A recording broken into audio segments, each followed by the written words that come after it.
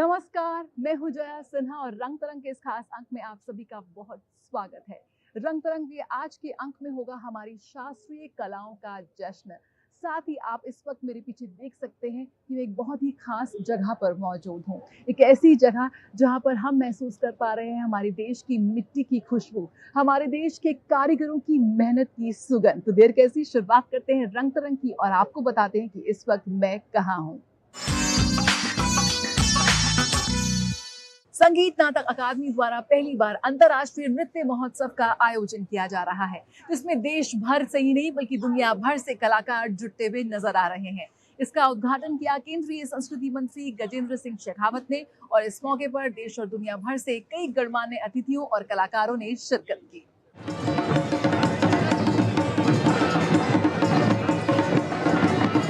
संगीत नाटक अकादमी 16 से 21 अक्टूबर तक पहली बार अंतर्राष्ट्रीय नृत्य महोत्सव का आयोजन कर रही है।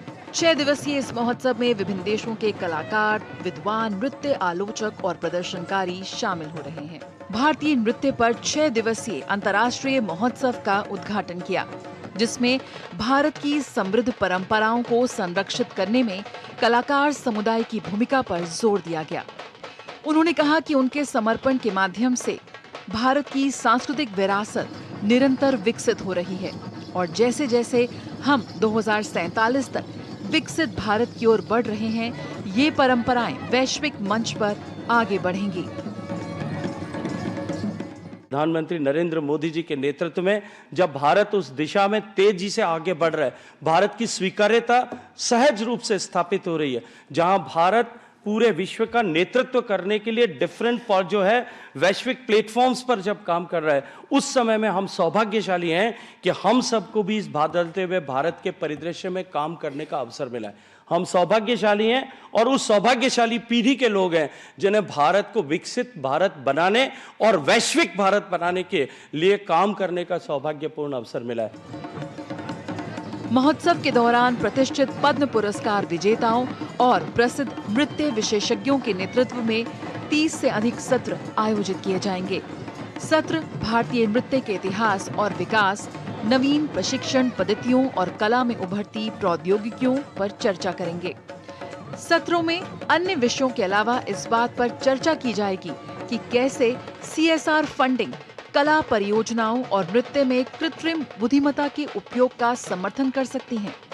इस जीवंत 6 दिवसीय कार्यक्रम में दिग्गज नर्तकों को समर्पित एक प्रदर्शनी का भी आयोजन किया जा रहा है, जिसमें दुर्लभ तस्वीरें और वेशभूषा प्रदर्शित की जा रही हैं, जो भारत की प्रतिष्ठित नृत्य गुरुओं की गाथा का वर्णन करेगा।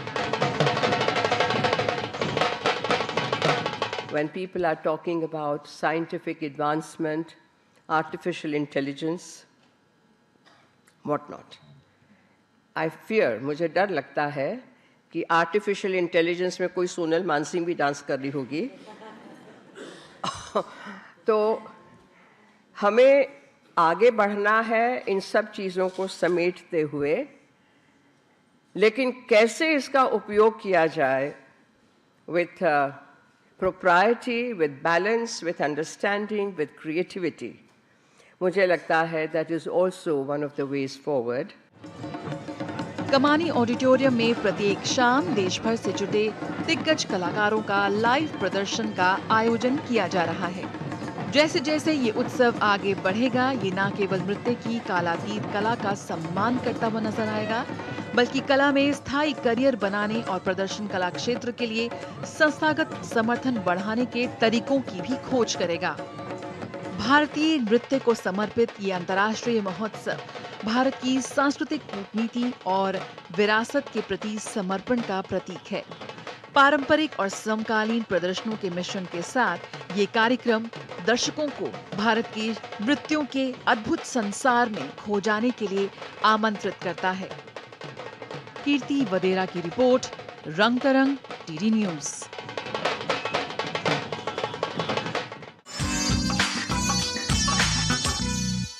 आइए अब आपको ले चलते हैं राजधानी दिल्ली में आयोजित ललित अर्पण उत्सव में, जहां पर भारत की शास्त्रीय नृत्य मंच पर जीवित हो उठे।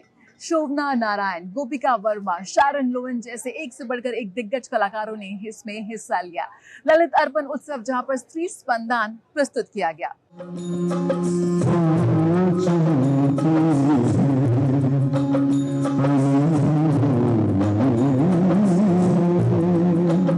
पद्मश्री नृत्यांगना शोभना नारायण, डॉक्टर ज्योत्सना सूरी और जाने माने तबला वादक उस्ताद शफात अहमद खान ने साल 2002 में शुरुआत की ललित अर्पण उत्सव की।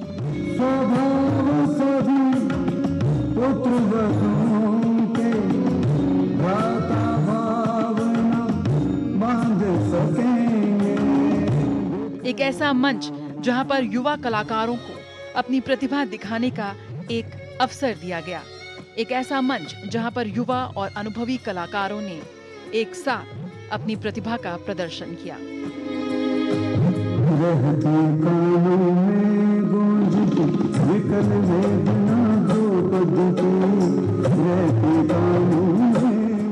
आज हमारे बीच उस्ताद शफाक अहमद खान नहीं है, लेकिन ललित अर्पण फेस्टिवल लगातार दर्शकों के बीच अपनी मौजूदगी दर्ज करा रहा है।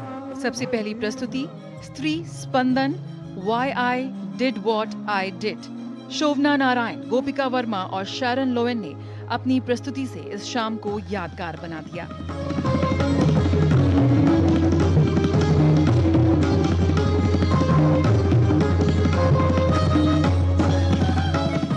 स्त्री स्पंदन एक शक्तिशाली अभिनय आधारित प्रदर्शन जिसमें महाभारत की 3 महिला पात्रों कुंती, द्रौपदी और गांधारी का चित्रण किया गया।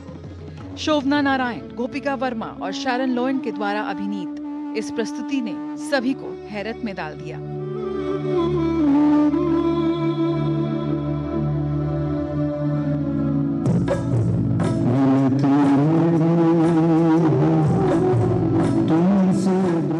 समृद्ध भारतीय शास्त्रीय नृत्य शैलियों के इस उत्सव में हर एक प्रस्तुति यादगार रही। भरतनाट्यम से लेकर कथक और मोहिनी अट्टम से लेकर ओडिसी तक ललित अर्पण महोत्सव ने भारत के शास्त्रीय नृत्यों की बेहद खूबसूरत झलक प्रस्तुत की। ललित अर्पण उत्सव के जरिए नारी की भावना और शक्ति तथा देवी के 9 स्वरूपों का उत्सव मनाया गया। पद्मश्री नृत्यांगना शोभना नारायण ने कथक की प्रस्तुति दी।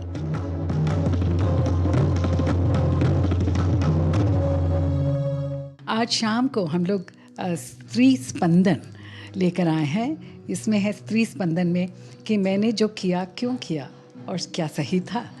तो हमारे हिसाब से तो हम सही ही रहते हैं और यही बात है, क्योंकि हम सब के हर एक व्यक्ति के दिल में आती है। तो हमने महाभारत को लेकर के उनमें से 3 जो हमारे किरदार हैं, कुंती, द्रौपदी और गांधारी, इन तीनों किरदारों का रोल हम लोग ने निभाया है। कुंती का मैंने, गोपिका वर्मा द्रौपदी का और शारन लोवन ने गांधारी का।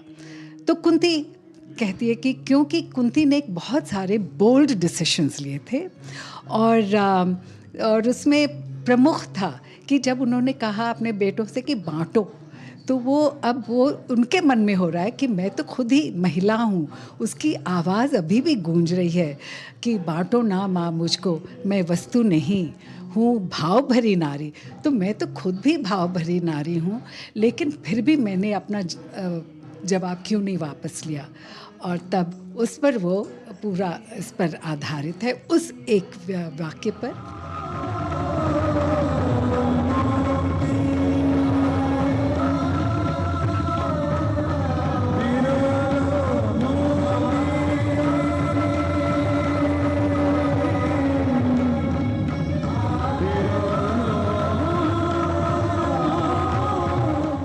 आज हम लोग इस उम्र में हैं कि शायद कुंती से भी बड़े उम्र के हैं होंगे अभी, लेकिन अच्छा लगता है कि वो ऊर्जा अभी भी है, क्योंकि हम लोग नृत्य को दिल से करते हैं और यहाँ हमारे लिए नृत्य सेवा है।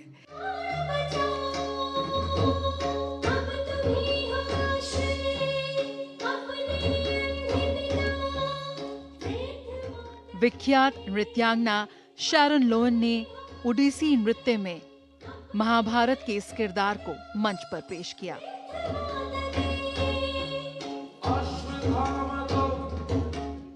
An eye for an eye makes the whole world blind. But the cause of all the conflict is ego. It's our own self-centered ego that makes us not see that everyone wants to be happy and that we should always listen, discuss, and be together, because that applies to ourselves in our own lives, in our families, our community, and then finally for the whole world. So Shobhana, Narayan, and I have collaborated over the years on many projects. We've both been very fortunate to have wonderful support from Dr. Jyotsna Suri. मशहूर नृत्यांगना गोपिका वर्मा ने मोहिनीअट्टम द्वारा महाभारत के इन किरदारों को मंच पर पेश किया।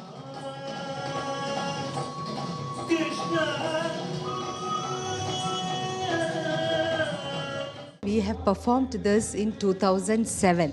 Chennai में हम perform किया ये same production, and that time it was full house, packed house like today. Today आज भी full house है. It's a great inspiration to work with seniors. They are much senior to me, and I'm very happy that I am part of this production. And wonderful audience, great audience. So many artists are here, and great inspiration for us also.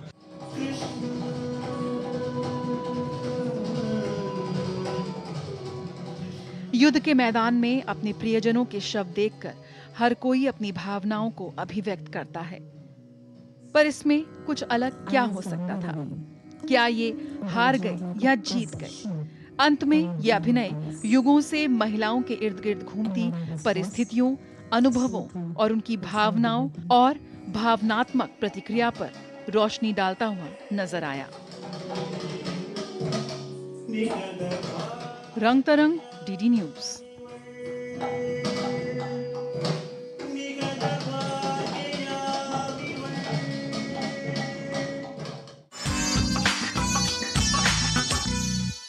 है ना कितनी खूबसूरत कारीगरी। ऐसी ही कारीगरी के बहुत ही शानदार नमूने आपको देखने को मिलेंगे टेरा फेस्ट 2024 में। इस वक्त भारतीय कारीगरी, भारतीय हस्तशिल्प पूरे विश्व में मशहूर हो रहा है, तो ऐसे में दिल्ली वासी कैसे पीछे रह सकते हैं। इस वक्त आप लुत्फ उठा सकते हैं राजधानी दिल्ली में टेराकोटा फेस्टिवल का, जहां पर आपको हमारे देश के कई राज्यों से आए हुए कारीगरों के बेहद शानदार नमूने देखने को मिलेंगे। तो आइए आपको कराते हैं टेरा फेस्ट 2024 की सैर। टेराकोटा फेस्ट 2024 एक ऐसा मंच है, यहाँ पर देश भर से आप इस वक्त देख सकते हैं कि जो टेराकोटा आर्टिस्ट हैं वो एकत्र हुए हैं इस खास प्रदर्शनी के लिए। कारीगरों की मेहनत की एक झलक यहाँ पर साफ तौर पर नजर आ रही है। आप कहाँ से आए हैं? कच्छ से आए मैडम। कच्छ से आए हैं? जी जी जी। क्या क्या लाए हैं आप यहाँ पर? हमने प्लेट्स है दिवाली के लिए दिए है, अलग अलग कैंडल्स है, और अभी मैंने जो कोरोना काल में एक डिजाइन निकाला है ग्रामाफोन मोबाइल बजाने के लिए, वो भी लाया हूँ यहाँ पे।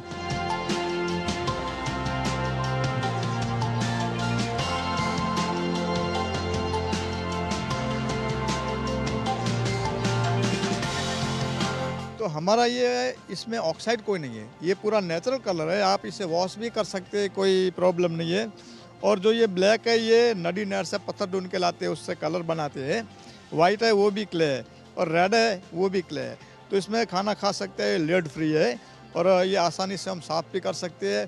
और इसमें खाना खाने से हमारा सेहत अच्छा बनता है, और डायबिटीज़ वाले के लिए तो ये 100% फ़ायदेकारक है ये मिट्टी के बर्तन। बहुत ही शानदार। तो ये मिट्टी के बर्तन हैं जो इन्होंने बनाए हैं, और किसी भी तरह का केमिकल का इसमें इस्तेमाल नहीं है, पूरी तरह से प्राकृतिक रंगों से और क्ले से। ये जो आप डिज़ाइन देख रहे हैं, कितनी बारीक डिज़ाइन यहाँ पर की गई है, कोई मशीनी काम नहीं है, कोई केमिकल्स नहीं है, प्राकृतिक रंगों का इस्तेमाल किया गया है।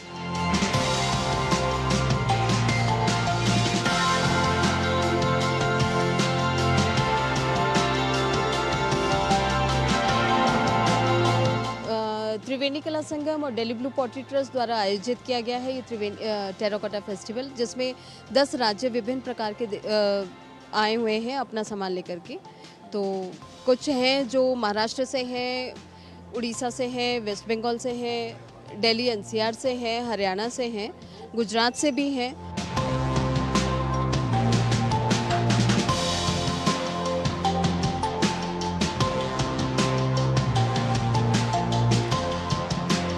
तो आपको यहाँ पर क्रॉकरी से लेकर सजावट के सामान तक बहुत ही नायाब चीज़ें देखने को मिल जाएंगी।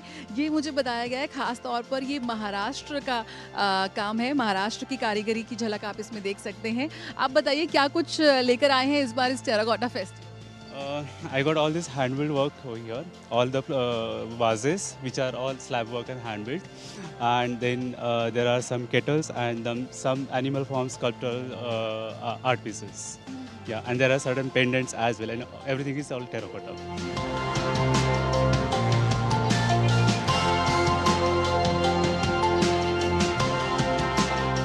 आपने क्या खरीदा है? ये हमने एक आटा चक्की खरीदी है। तो ये हमारा पुराना कल्चर है, बच्चे आगे इसको देखें और इस चीज़ को आगे तक लेकर जाए। अब तो सब मशीनी हो गया है, पर इन चीज़ों को जीवित रखना चाहते हैं। क्या कुछ पसंद आ रहा है आपको इस फेस्टिवल में देख? काफ़ी अच्छा मेला है ये, मेला ही बोल सकते हैं इसको हम लोग। तो बट आज के टाइम में इन चीज़ों की बड़ी ज़रूरत है।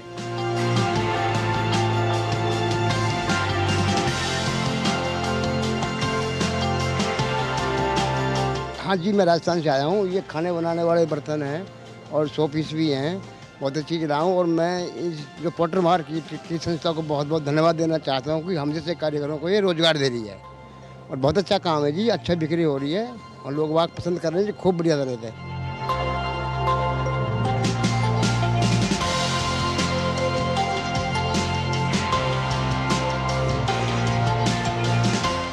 मैं फरीदाबाद से आया हूँ और मेरा नाम सुखलाल प्रजापति है और मैं कुम्हार जाति से रखता हूँ और मिट्टी के बर्तन बनाता हूँ। मेरे को नेशनल अवार्ड मिला हुआ है और मैं जो है जापान दुबई जा चुका हूँ यही सामान लेके, और मैं बच्चों को भी सिखाता हूँ स्कूल में, कॉलेज में।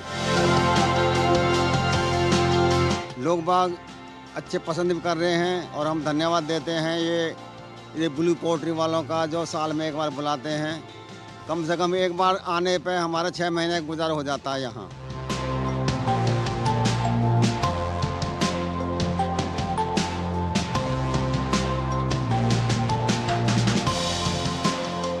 कहाँ से आए हैं और क्या कुछ लाए हैं? नमस्ते, मैं गौरव काइंगड़े, मैं कोल्हापुर महाराष्ट्र से आया हूँ और मैं हैंडीक्राफ्ट डिपार्टमेंट जो है, जो वस्त्रोद्योग मंत्रालय के अंडर काम करता है, उनके लिए मैं एज ए एम्पैनल डिज़ाइनर काम करता हूँ और ज़्यादातर मैं टॉयज़ कैटेगरी में काम करता हूँ। और जो मेरा ब्रांड है टेराकोटा जर्नी, तो हमारे एक्चुअली ये प्लान चल रहा है कि जो इंडिया के पूरे हिस्टोरिकल प्लेसेस है या फिर ऐसा बोल सकते हैं कि जो भी विजिटर प्लेसेस है, यहाँ के हम जो फ्रिज मैग्नेट है वो मिट्टी में लाने की कोशिश कर रहे हैं।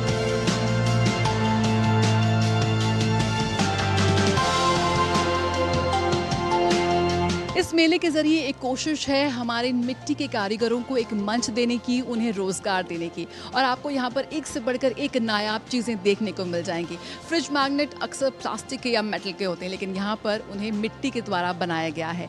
हर किसी के बैग में, दुकानों में आपको प्लास्टिक की बॉटल मिलेगी, लेकिन यहाँ पर इस मिट्टी की बॉटल को बहुत ज़्यादा पसंद किया जा रहा है और ज़्यादा नहीं, सिर्फ 100 रुपये की है ये बॉटल। तो कोशिश कीजिए कि मिट्टी को अपने जीवन में एक बार फिर लेकर आएँ और ना सिर्फ आप पर्यावरण के लिए कुछ अच्छा करेंगे पर अपने जीवन के लिए भी।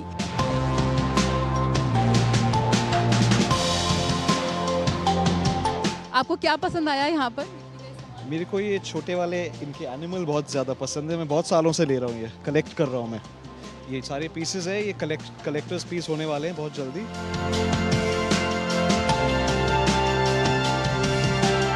क्या क्या लाए हैं, क्या क्या इस बार दिवाली पे क्या खास लाए हैं? खास कर दिया है, हाथी घोड़ा है, नारियल वाला दिया है और सीटी है, लक्ष्मी गणेश है।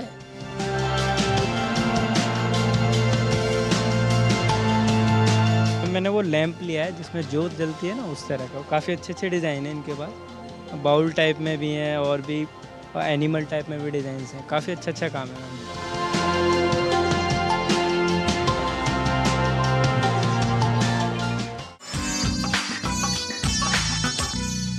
मशहूर नृत्यांगना रानी खानम जब भी मंच पर आती हैं समा बांध देती हैं। ऐसे ही एक कार्यक्रम का आयोजन हुआ राजधानी दिल्ली में बीते हफ्ते। भाव गति, जो समर्पित था कथक की प्राचीन पद्धतियों को, कथक की समृद्ध विरासत को।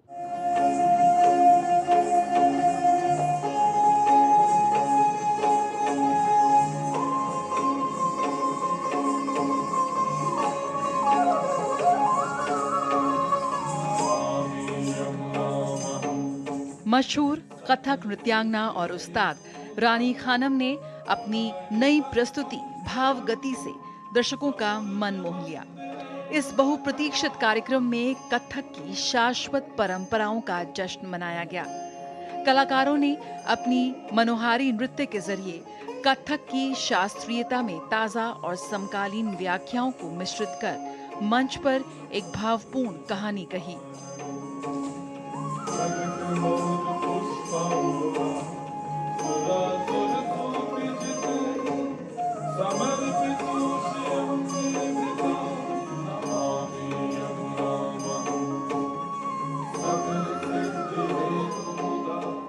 रानी खानम ने अपने एकल नृत्य में तकनीकी प्रतिभा और कलात्मक नवीनता को एक साथ लाकर कथक की गहराई और सुंदरता को सहजता से व्यक्त किया।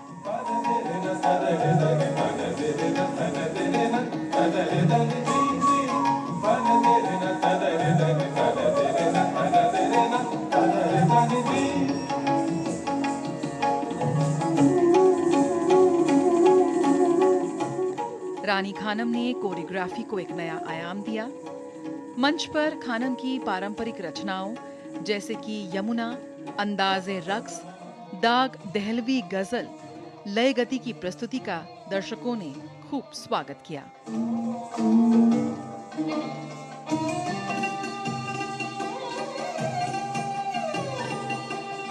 बहुत अच्छा प्रोग्राम था। हम लोग इंसिडेंटली ड्रॉप इन हुए तो it was a great performance by Rani Khanam ji and it has took us to medieval Lucknow and the music was great, everything was great and we just fantasized by the performance of different performers.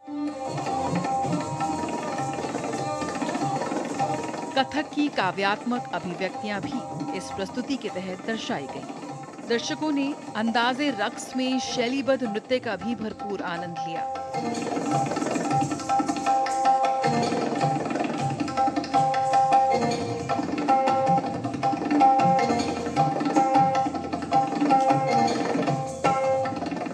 अंदाज़े रक्स एक शैलीबद्ध नृत्य है जो ध्वनि की कल्पना कर श्रवण आयामों को भौतिक स्थान में बदल देता है। इसमें फारसी लघु चित्रों और साहित्य से प्रेरित परिधानों के साथ कथक पर फारसी प्रभाव को प्रस्तुत किया गया।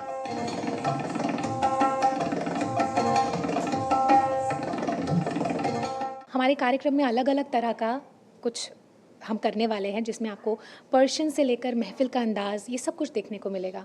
तो कार्यक्रम में सबसे पहले हम शुरुआत करेंगे यमुना नमामि और उसके बाद जैसे मैंने बोला पर्शियन की तरफ जाएंगे। कथक और पर्शियन मूवमेंट का ये मेल जो है गुरुजी की एक बहुत ही खास कोरियोग्राफी है जो हम सभी शागिर्दों को बहुत पसंद है। तो आज काफ़ी समय बाद हम वो करने वाले हैं। आज हम लोग अंदाज़े रक्स प्रस्तुत करने वाले हैं जो पारसी संस्कृति और कथक का विवरण है। एक बहुत सुंदर प्रस्तुति बनाई हमारे गुरु रानी खानम जी ने। ये हमारे गुरुजी का खास प्रोडक्शन है जिसको हम कोशिश करेंगे प्रेजेंट करने की और ये पर्शियन स्टाइल से बहुत ही इन्फ्लुएंस्ड है। तो हम कोशिश करेंगे कथक के द्वारा हम इसको स्टेज पे प्रेजेंट करें।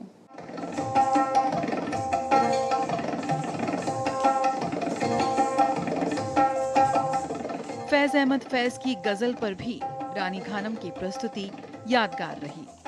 भावगति के जरिए रानी खानम ने आधुनिक अभिव्यक्ति में कथक की शास्त्रीयता को बनाए रखते हुए कथक की गहरी परंपराओं और दुर्लभ रचनाओं को प्रस्तुत किया।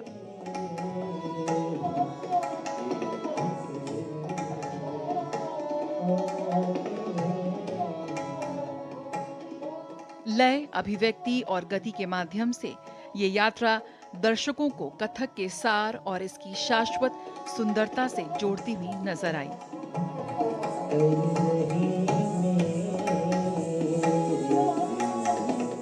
रंग तरंग, डीडी न्यूज।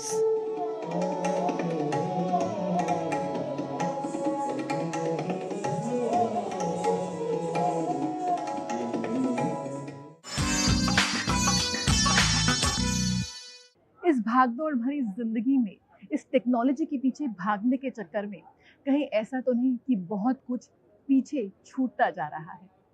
क्यों ना अपनी जड़ों को एक बार फिर हम तलाशें, क्यों ना अपनी मिट्टी से एक बार फिर हम जुड़ें। आपकी एक कोशिश हमारे इन कारीगरों को प्रोत्साहन दे सकती है, उन्हें रोजगार दे सकती है। तो क्यों ना इस त्योहार, इस दीपावली अपने घर प्लास्टिक या केमिकल या मेटल छोड़कर इन मिट्टी के गणेश जी को आप ले जाइए। रंग तरंग के आज के इस अंक में इतना ही। मुझे मेरी पूरी टीम को दीजिए इजाजत। नमस्कार।